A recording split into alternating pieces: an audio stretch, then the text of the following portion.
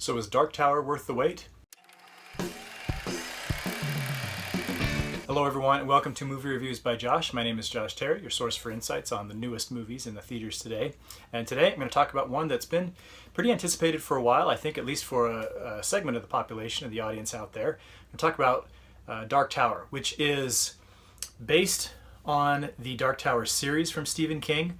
As I understand it, it's not meant to be an adaptation of one particular book or the whole series. It's meant to kind of sample some elements of a number of the books, which, if you're kind of getting my meaning and reading between the lines here, I should probably say up front that I have not read the Dark Tower series. And so this review is coming from the perspective of someone who is familiar with Stephen King, but hasn't actually read these particular books.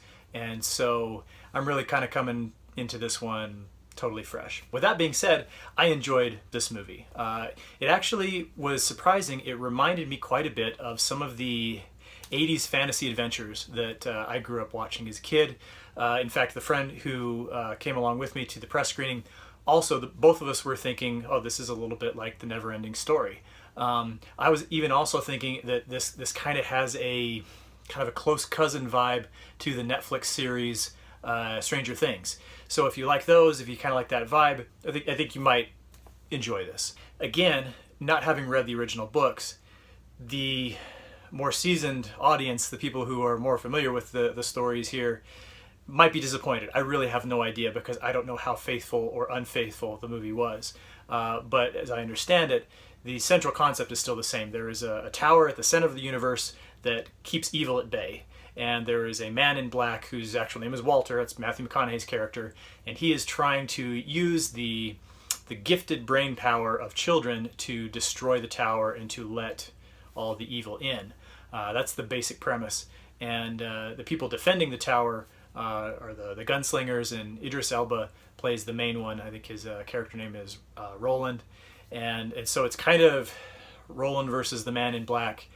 But the protagonist is this young boy named Jake, who I think that's part of the big reason that I felt like this was kind of one of these kind of 80s kid fantasy movies, because the protagonist is a young boy, which I think is going to be great for kids. Now, this is kind of a violent movie. There's quite a lot of shooting and a lot of death and action. It's not particularly bloody. It's definitely in PG-13 range.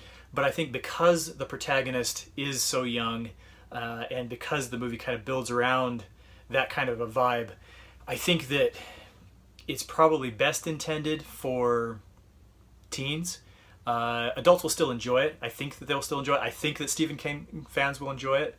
But again, kind of coming from a position of ignorance, I mean, these were the books I was reading as a kid, not the Stephen King books. So I apologize. And that's another thing I was going to mention, was that the 80s vibe may be built in because, I haven't read the books, but I did a little bit of research, used the interwebs, and I found that the Dark Tower series was written, at least the first couple books were written in the 80s, so I guess that would be logical. That would make sense. Even if the Stephen King fans are not totally thrilled with the way that the book has been adapted, translated, however you want to put it, I think one thing that is going to be a lot of fun for Stephen King fans is that there are all kinds of Easter eggs in this movie that are strewn throughout the plot. So basically, you have the little kid, Jake, he's in New York, and then suddenly the Man in Black's people are after him because he's got the shine. And so it's kind of connecting into the greater Stephen King universe here, because he's got that psychic power,